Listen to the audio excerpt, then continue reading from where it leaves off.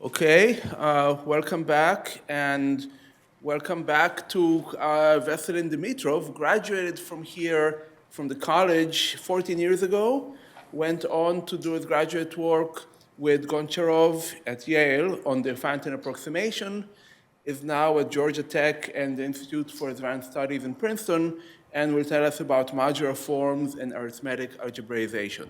Thank you. Thank you very much. Thank you for inviting me, and it is a great honor to be part of this conference. And welcome as well as to the third and last block of talks for today, which will even touch upon again some enumeration and some problems in relating to L functions, analytic theory of L functions. So this comes out of a joint recent work with Frank Calegari and Yunqing Tang. So I'll tell you about the new application of this. And the subject matter will be, in some sense, I will start very gently, but you may keep in mind converse theorems for L functions. And in some sense, we will have a GL2 converse theorem over Q, which has no character twists, but instead has an integrality hypothesis on the coefficients of the L function. The result will be that such a L function comes from a modular form if it has the nice analytic properties. But first, some examples, and then I'll turn to the very basics. So in practice, when we have a Q series, the coefficients often enumerate something. And as is often the case with Fourier expansions of modular forms. Here is one not quite obvious modular form in the sense that I have taken the cube root of the modular J function, and one can see that, well, it has this Q expansion, which is, and the coefficients in the Q expansion are related to the exceptional Lie group E8 of C. So these integers in the expansion are kind of moonshine style related to the dimensions of the irreducible representations of, sorry.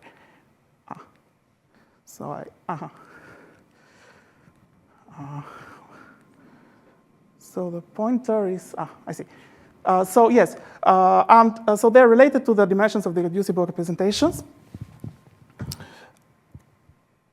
Sorry, I don't know how to do this either. Anybody else here now? I think now it's, let me try again. Okay, now we're good. Yes, sorry for that. Technically, this Q series is the graded dimension of level 1 highest weight representation of this Kac-Moody algebra. But whatever the coefficients have some meaning of counting. And this function is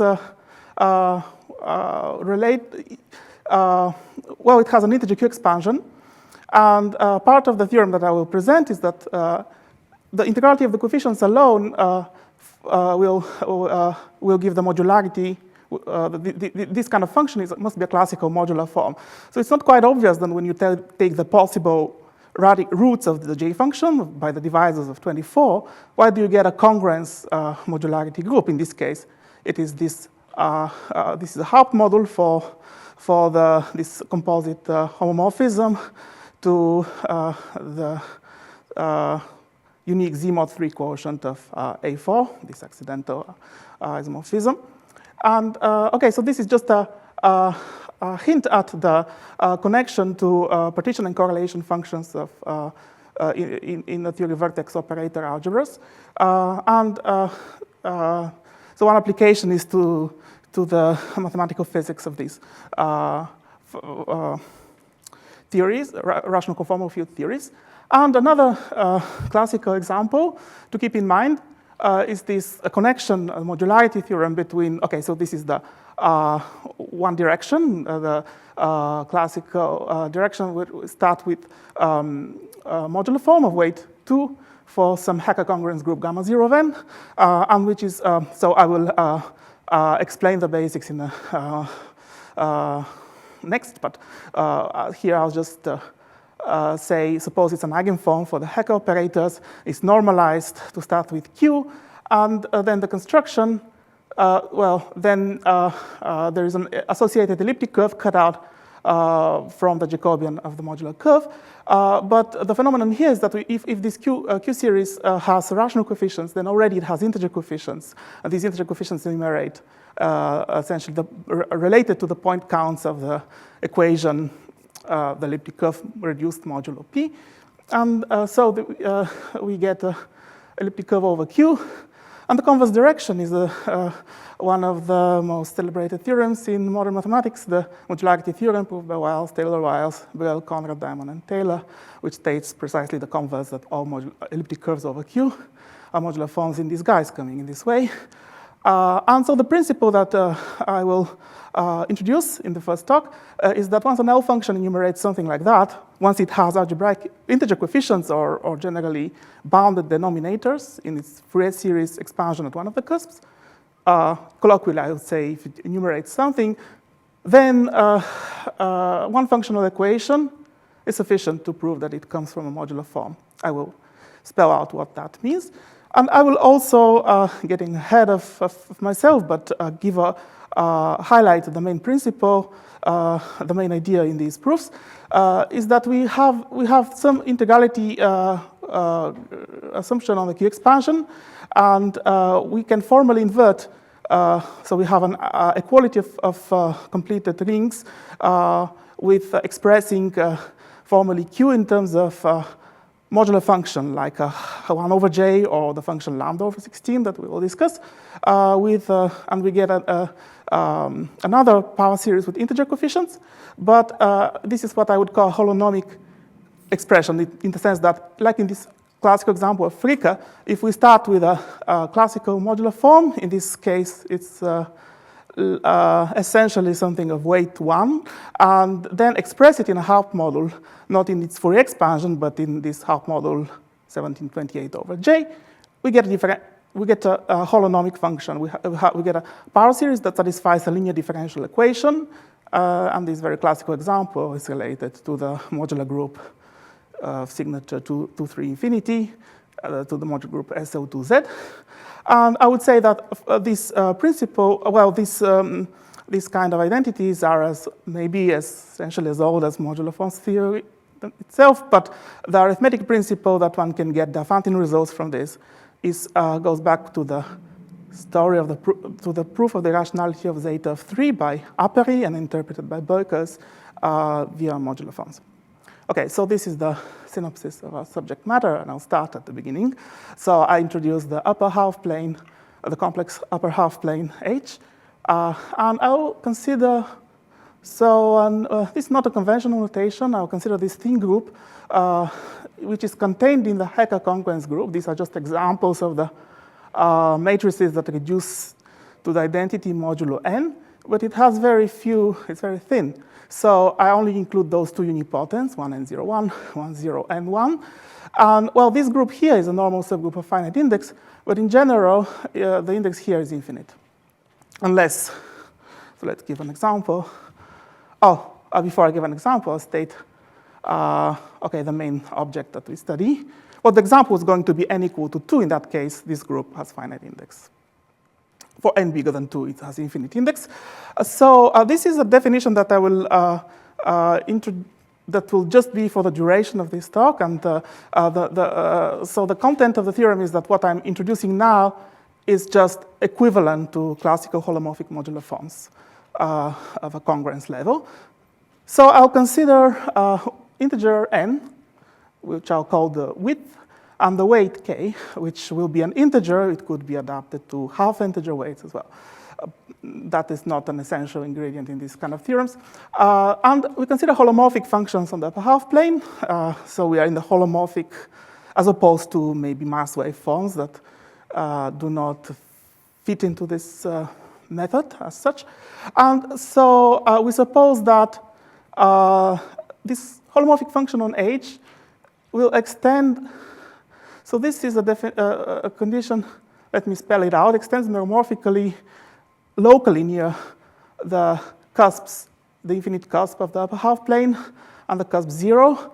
When we partially compactify, I'll give a picture to explain what that means. Compactify this Riemann surface, which, so because this is in general a thin group, when we quotient by it, we get a Riemann surface of, in general, of infinite area, but we can add those 2 points are inequivalent cusps for this group. We add them, we get a certain Riemann surface, but that very concretely means something I spell out below. It means that, okay, I'll spell it out after stating the definition. And so the second part of the definition is just the modularity, but with this thin group, so that has very few relations, fewer than one expects of modular forms. So this is the condition of a modular form. And finally, I'll make the assumption that the Fourier expansion, this Q series, maybe this Q series has bounded denominators, so maybe it enumerates something. And the meaning is the following, that its Fourier expansion has, well, that means that it is a complex linear, finite complex linear combination of integer power series.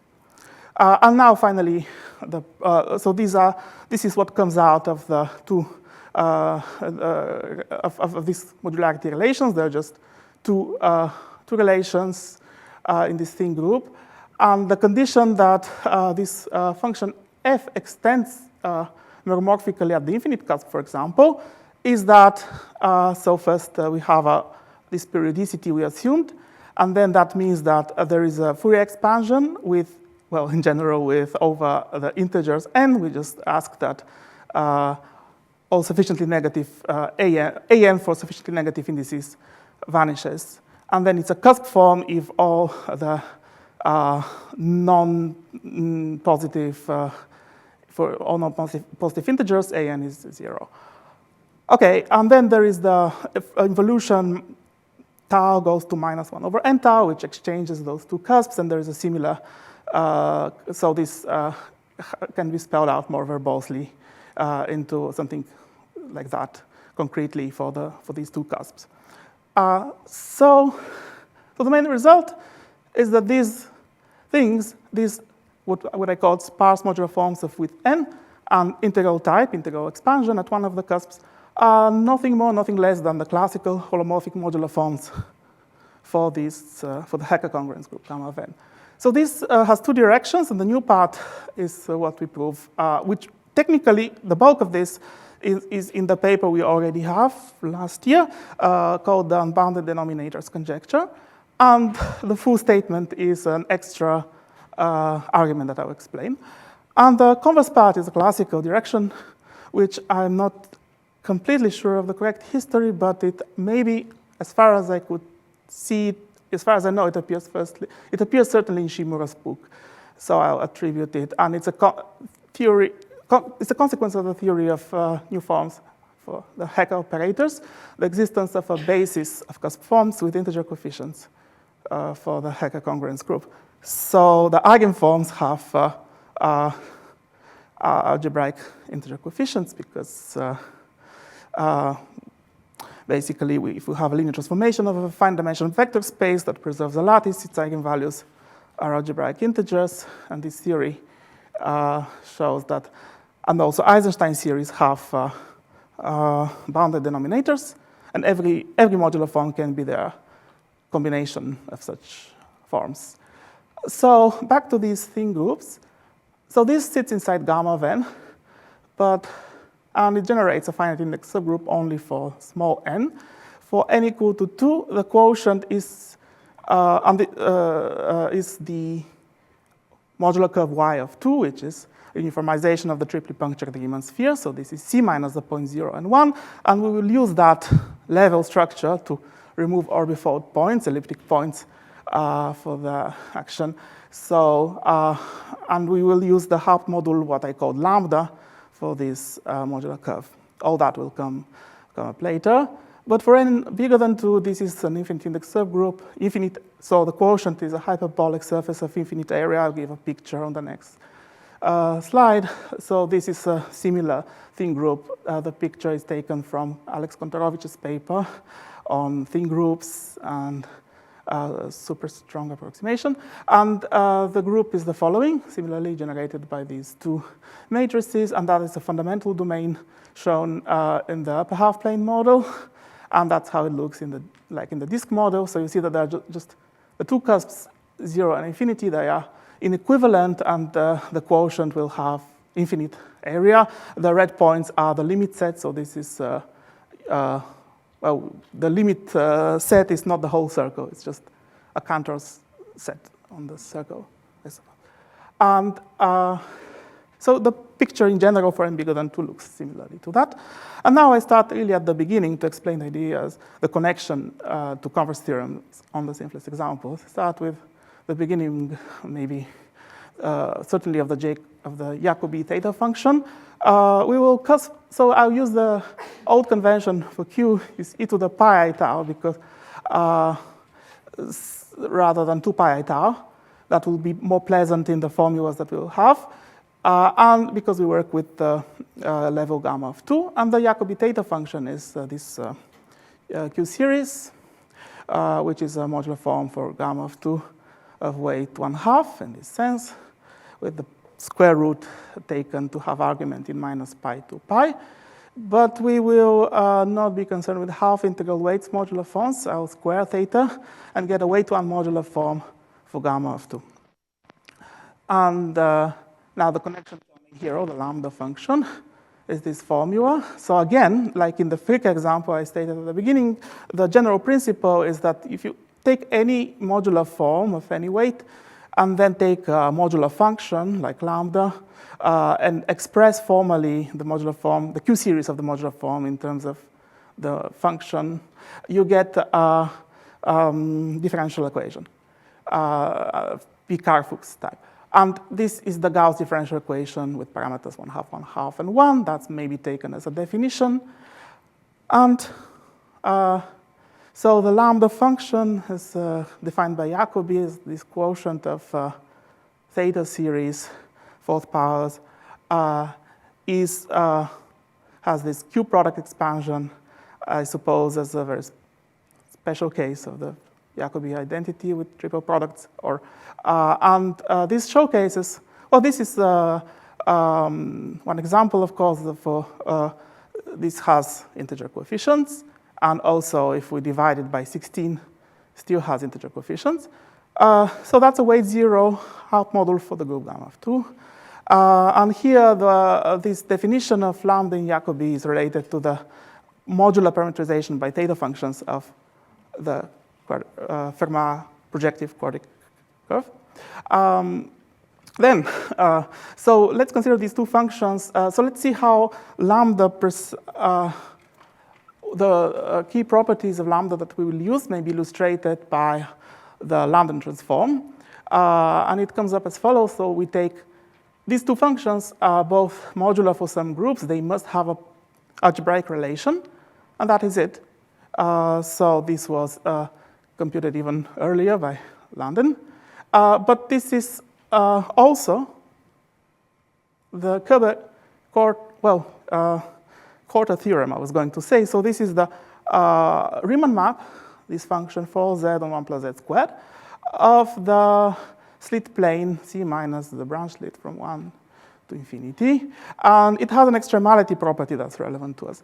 So the Korter theorem states that the derivative of this map is the maximal, or 4 maximal, among all the univalent, meaning injective holomorphic mappings of the unit disk. This is going to be my permanent notation for the unit disk, sending 0 to 0, and omitting the value 1. So, and it's uniquely realized essentially by this Hilbert map. And then lambda, if you think of the modular tessellation means, it's a limit like this kind of renormalized, which by square roots and changing q to q squared each time. And then we have k number of square roots taking k to infinity. This converges to the q expansion of lambda. It converges locally uniformly to the lambda function.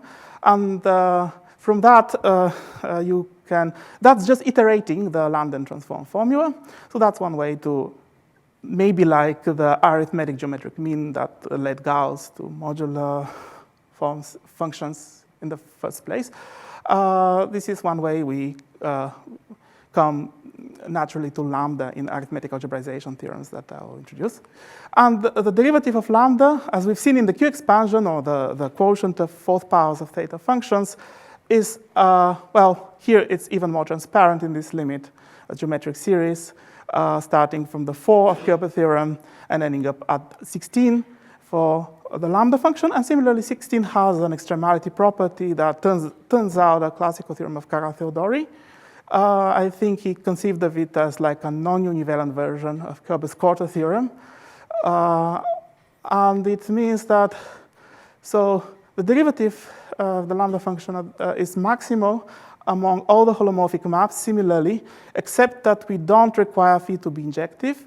Instead, we only require to be injective over 0. So, I mean, the inverse image of 0 is a point 0. And so this will be, we will see a Diophantine manifestation of this extremality result in the simplest arithmetic algebraization theorem that I will introduce at the end of this talk and speak about in the second talk. Then we come to, so I guess historically the upper half plane was invented to receive, okay, so to receive the quotients of these elliptic periods, tau, and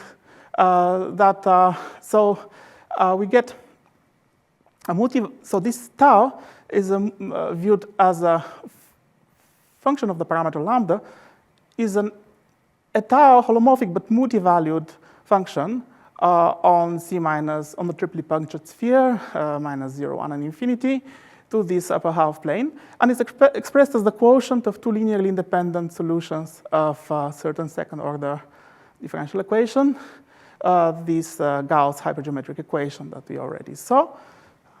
So the principle will also be relevant for computing certain other uniformizations in the proof of the main theorem. And here in this the inverse of this multi-valued map is what we call lambda of tau, and it's single valued and gives the universal covering of the triply punctured Riemann sphere, or classical stuff. So if I want to compute, for instance, a universal covering of C minus the second roots of unity, I just take 2 lambda minus 1 by the Kelly transform, pull back. And this then is the analytic universal covering. And we can compute its conformal size given by this essentially gamma function value. It's this value. Observe that we have a, so I'll compare this to, this is the first expression of what I will call an overconvergence. We have the holomorphic functions of square root of lambda of z squared. That's certainly holomorphic on the disk because I use square to get it holomorphic at 0, and lambda has no other zeros. Here, sorry, I must clarify, I should misuse the notation and write it in terms of the q coordinate. So this is a function now on the unit disk. And of course, it avoids plus and minus 1. And it's not a covering map because the preimage of a point of 0 is just 0, as we've discussed. So this factorizes properly through the universal covering map of this Riemann surface. And by the Schwartz lemma, the true uniformization radius will be strictly bigger. So in some sense, we get a larger analytic map than this, starting from this kind of tautological map into C minus the second roots of unity. So this will be a key principle that we will generalize to removing the nth roots of unity later on. I'll explain how. And so the other ingredient is that, so more generally, if we have a Riemann surface U, maybe C minus finitely many points is the example to keep in mind. And then the multi-valued tau mappings, holomorphic mappings to H, with branches getting exchanged by Möbius transformations are exactly quotients of two linear independent solutions of a certain second-order linear ODE.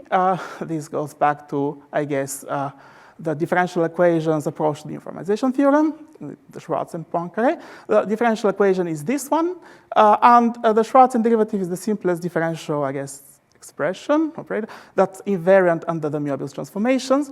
And then it's a very purely formal story that so these two solutions satisfy the differential equation. W is recovered as their quotient, but the point is that we can often compute this Schwarzian derivative and get information out of that. So we view the differential equation, and here's how it works for the nth roots of unity. We looked at the example n equal to 2. So a local computation, that means that, so we can, let's take the finite type Riemann surface case, C minus n points, and then one shows that the Schwarzian has at most double meromorphic poles near the punctures. It actually also vanishes at the infinite point, and so it's a rational function. It's meromorphic. Sorry, yes? Yes. Let me get back. Yeah. I mean, yeah, it's a little. I mean that y is the unknown function in this differential equation. So I have the operator d squared, the second order. Yeah, I mean, y equals w is a solution of this equation. Sorry, I did not say it very clearly. So there's an equation.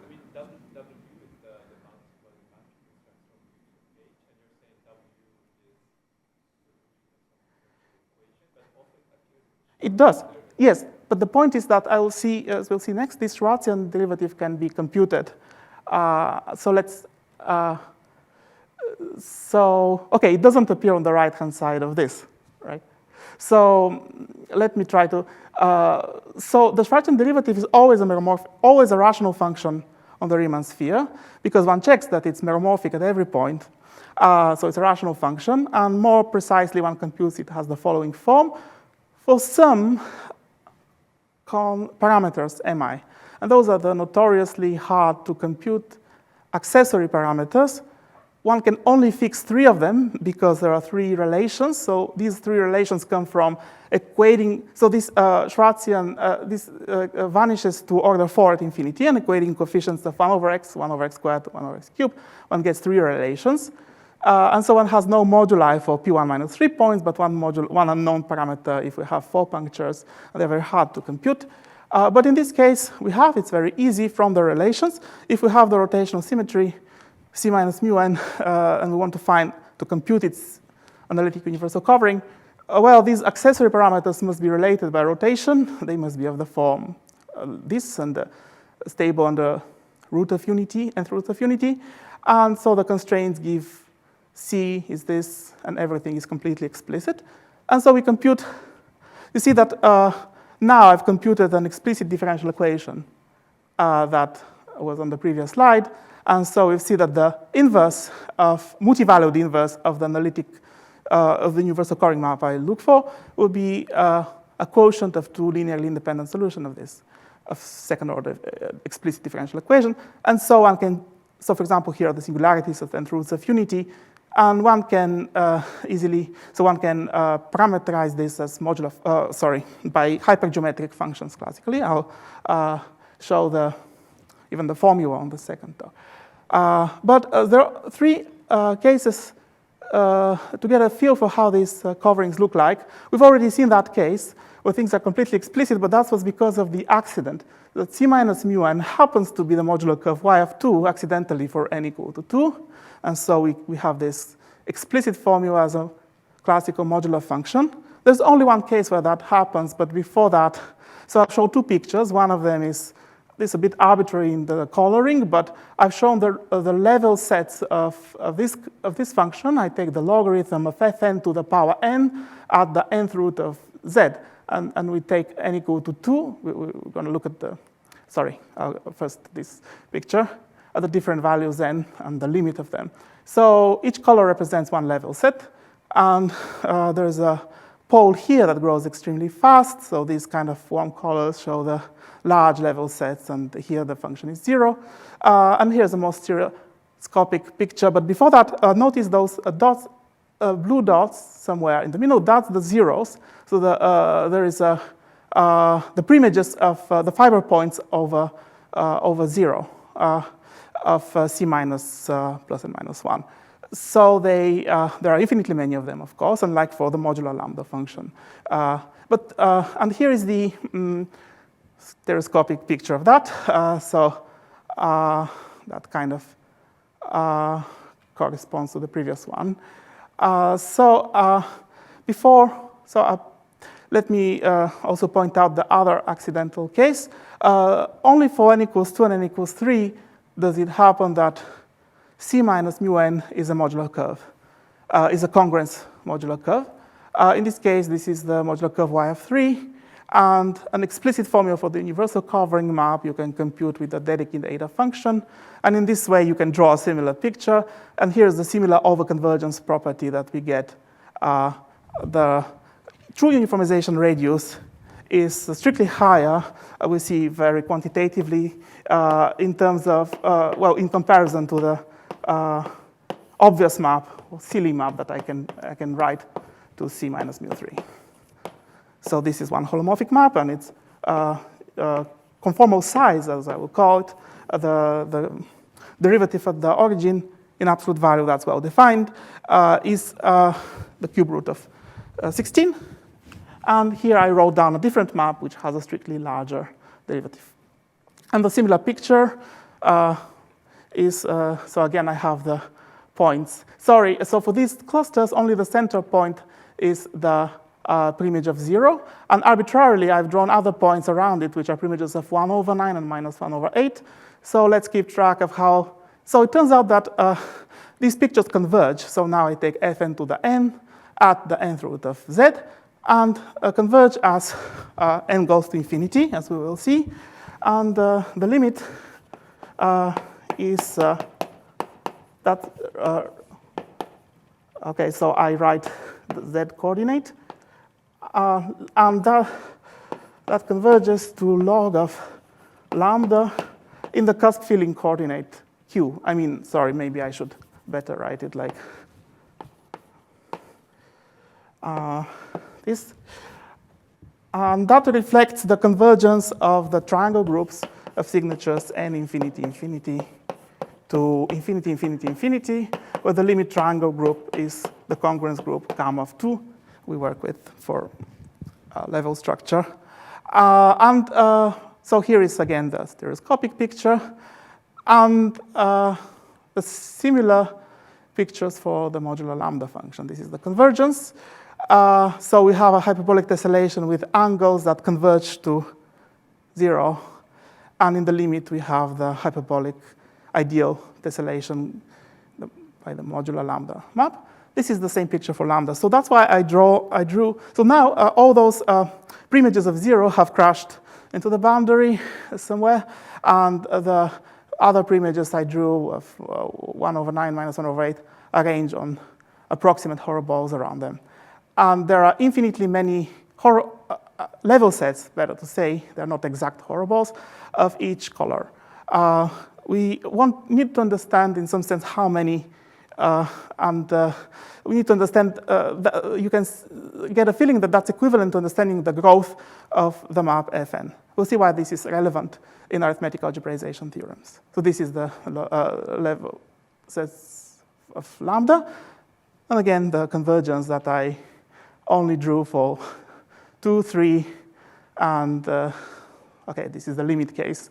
And all the other n's give much harder to draw because they do not have these modular parameterizations.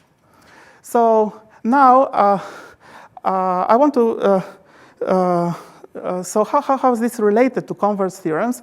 So I'll begin with the Riemann zeta function, which when completed, Riemann found that it has these natural gamma factors.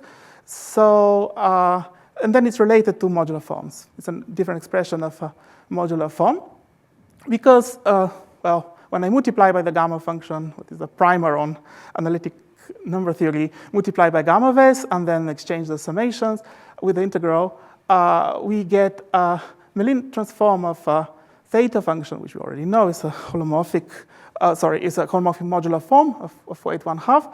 And finally, when we get to this line, we split the integral into two parts and do a change of variables 1 over y. And that way, we get the prototypical functional equation. And the converse theorems go in the other directions. How can we, so doing the inverse Mellin transform and starting from an entire function with a functional equation, can we derive that it comes from a modular form? So the first result was Hamburger's converse theorem for the Riemann zeta function, which colloquially states that zeta is determined by its functional equation. We'll see a precise statement later. Before that, so another L function, I suppose it was Ramanujan who discovered that modular forms also have natural L functions attached to them. So he discovered this new L function attached to the discriminant modular form delta. So although he was looking at this as some kind of error term, so he was counting the number of representations of n, for example, as a sum of 24 squares, that's related to, the Q expansions of modular forms, recording enumerations, and theta to the 24, obviously the coefficients of that are related, given by these representations. So this is a form of weight 12, and another form of weight 12 for the SO2Z is this, and these numbers, tau n, are called the Ramanujan constants. And so basically, roughly speaking, he had an error term of that size and regarded tau n, main term of about that size, and tau n was kind of an error term, which he conjectured to be of a square root, approximately square root smaller, and a conjecture that was only proved by Deligne with the proof of Wales theorem, Wales conjectures, sorry. And he basically, in his paper, he just said, it appears that this is it appears we have this L function. And so, in effect, he discovered the Hecke operators, and this was proved by Mordell, and then Hecke generalized this theory to eigenforms. And then this theorem that I already stated, going to Eichler and Shimura, is that if we have eigenform for all the Hecke operators of weight 2, if it's normalized like that, and the coefficients happen to be rational, then they're in fact integers and give counts of solutions to polynomial equations, y squared equals x cubed plus ax plus b modulo p for almost all of the primes p, cut out from the Jacobian of the modular curve. And the converse theorem is in the form of this L function that's equivalent to saying that, we can define the L function of the elliptic curve using these counts. And the theorem stated that every elliptic curve over Q has a modular form F, and that's the reason why its L function is actually entire on the complex plane and satisfies a suitable functional equation. So what I'm telling now today is that if in retrospect, to prove such a theorem, it would have been enough to prove just one functional equation that I've written down.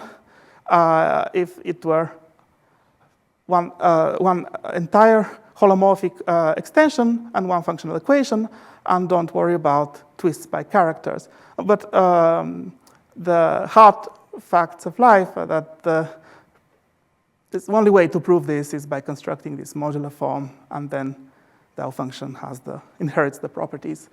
So converse theorems means that, okay, we start with this completed L function that I have now written. So there is an integer n, we call the level.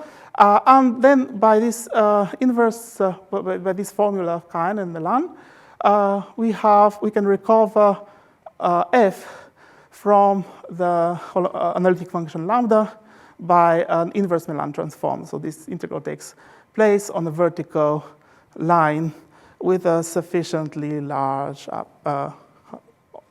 real part of s equals c. And the hope, now if lambda happens to be holomorphic on the entire plane, one shifts the contour and picks up no poles and recovers the a modularity relation for f. That's the direction that converse theorems work, when one can get this analytic continuation. And so here, finally, is the classical converse theorem of Hecke that he could only prove for the full modular group, full level, precisely because otherwise this gamma van is a thin group. And he could not deal with a thin group. So he defines, so here's the formal statement. So we have an L function, now written as a Dirichlet series. The coefficients A are complex numbers, so we assume its analytic properties that L Ves is entirely homomorphic of order 1 on C. And it may, with at most one simple pole at the s equal to k, this an integer, positive integer k, that will be the weight in the end. And suppose that we have this very specific type of functional equation. Again, we have a completion by an Archimedean natural factor of this L function, which has to be of this exact shape, 2 pi to the minus s.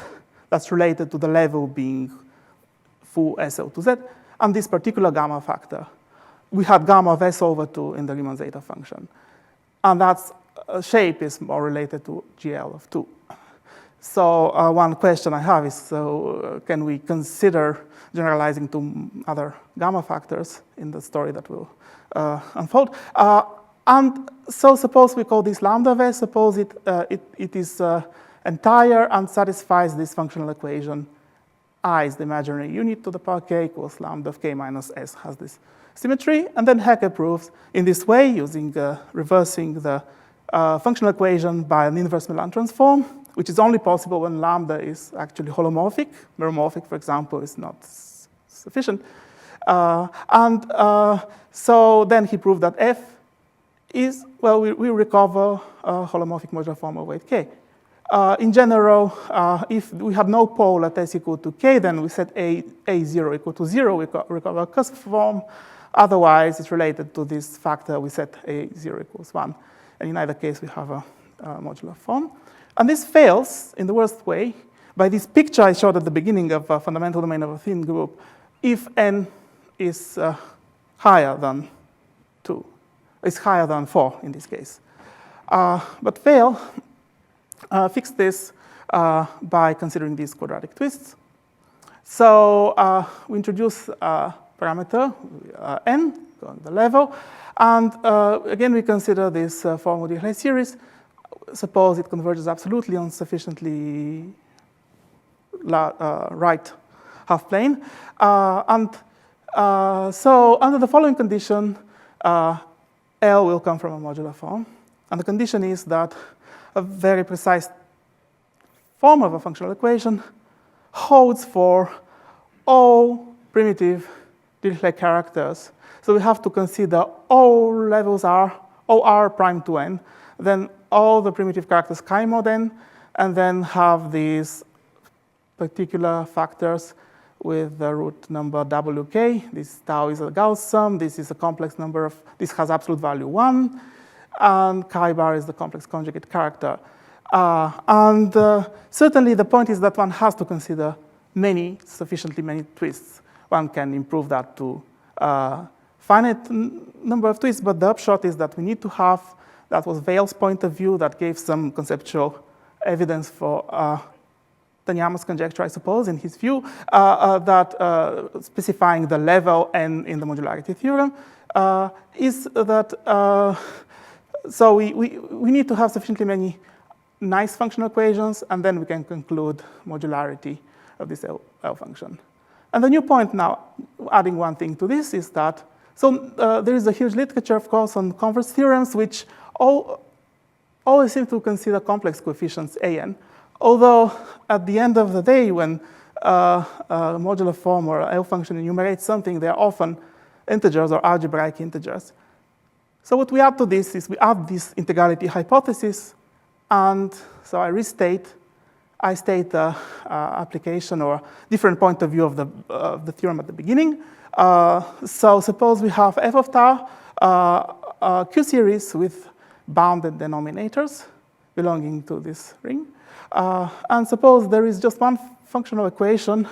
There exist complex numbers a and w, non-zero, an integer k, and another series g with complex coefficients. Suppose that both of these L series converge on some right half plane, and they are completed L functions in this form, entire holomorphic, and bounded in vertical strips, and satisfy this one functional equation. Then F is a classical holomorphic modular form.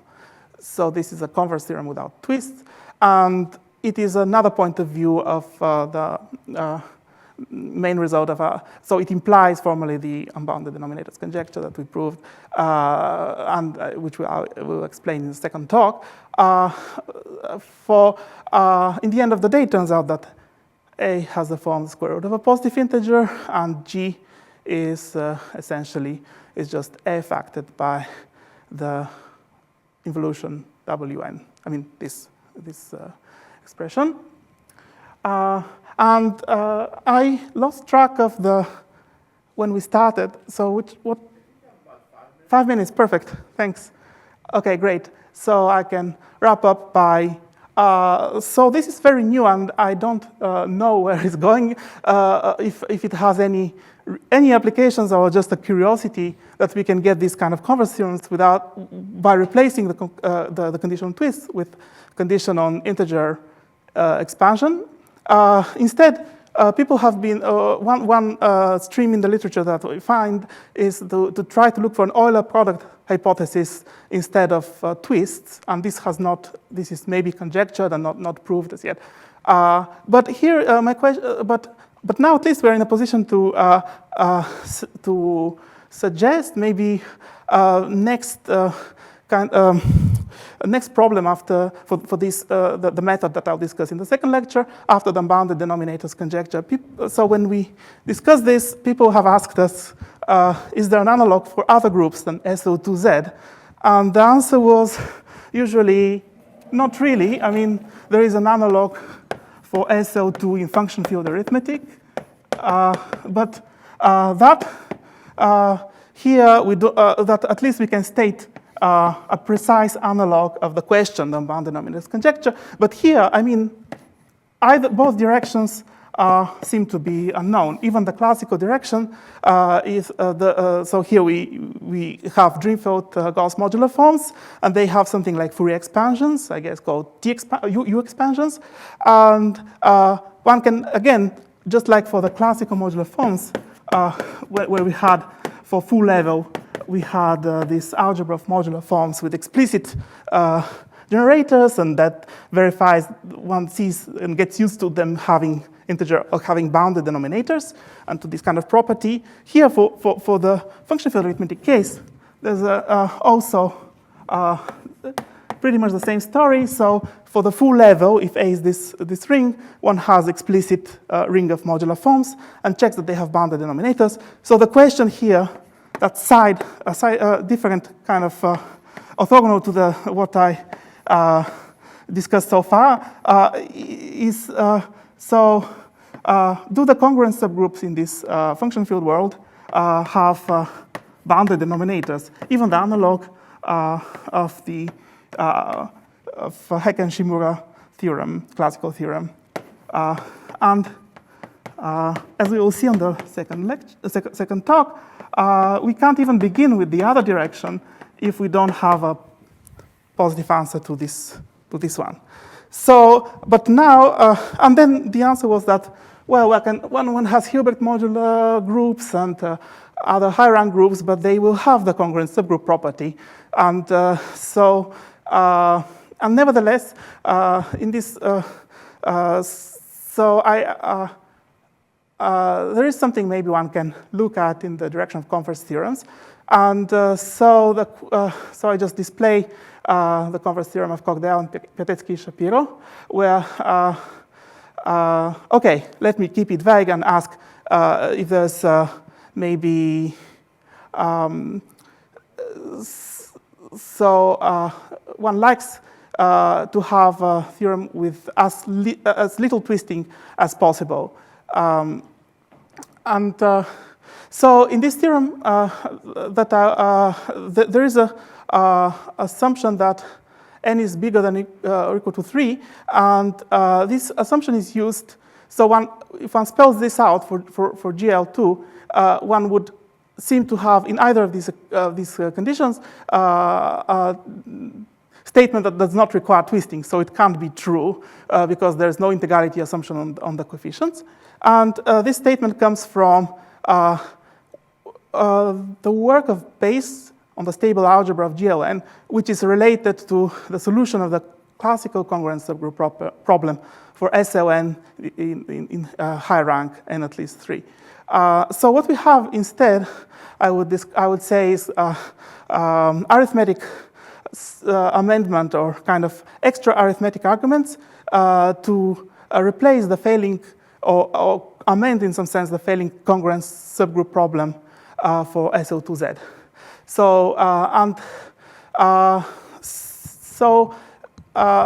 so to end this talk and set up the stage for the second talk, recall that so here is finally the connection to arithmetic algebraization statements.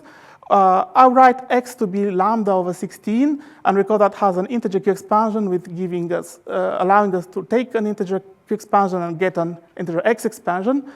Then we can reduce easily from weight k to weight 0 in this whole discussion of the theorem stated at the beginning by multiplying by this modular form and comparing the integrality property of Q expansions is preserved.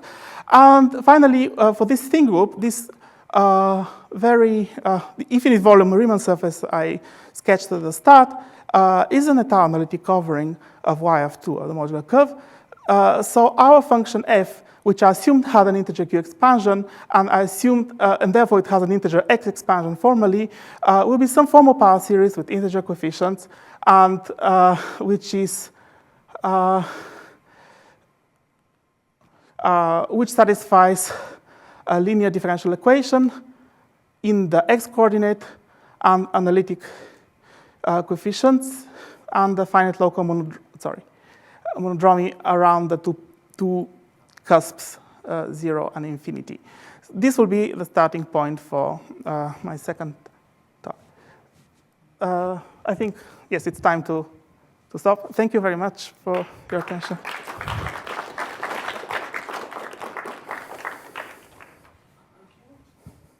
Any questions for the speaker?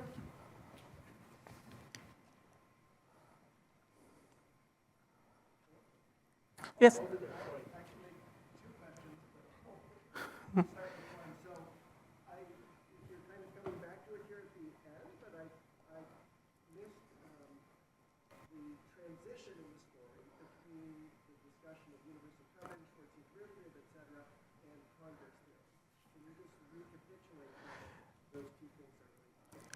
Yes, I admit that I did not make the connection. This will be okay. Yes, I did not. So the way to conclude this talk should have been by just stating this connection, and this is the algebraicity theorem of. It's a very basic statement that I'll state, and. So this is the simplest kind of arithmetic algebraization theorem that it states that suppose we have f of x, an integer power series like on this slide, and it's a criterion for the algebraicity of this power series. Suppose it has a large enough analytic uniformization in the following sense, that I have some holomorphic function on the unit disk to C centered at 0, and which is large enough in a analytic sense that in the following sense that the derivative at the origin is strictly bigger than 1. That is why we we need to somehow find sufficiently large such uniformizations. And the uniformization means such that, so I already said phi is analytic, and suppose also the pullback f of phi of z is also analytic. So I said, let me mean holomorphic by analytic, so these are just convergent power series on the unit disk. So that simply means that the two functions x and f of x, or the graph of this formal function, has a simultaneous analytic uniformization which is sufficiently large in the following sense. Then the method says that the gist of the whole method that this will conflict with the integrality of the coefficients, the product formula, and it implies f is algebraic. So this is the full statement of the theorem. So in this picture, I have these finite local monodromies at two of the cusps. So by filling in the second cusp, essentially with making a change of variables, x goes to x to the n, where we have a z mod n local monodromy, we will get automatic analyticity after pulling back by we'll be in a position to apply this algebraistic criterion and get that, in fact, f of x and lambda, f and lambda are algebraically dependent.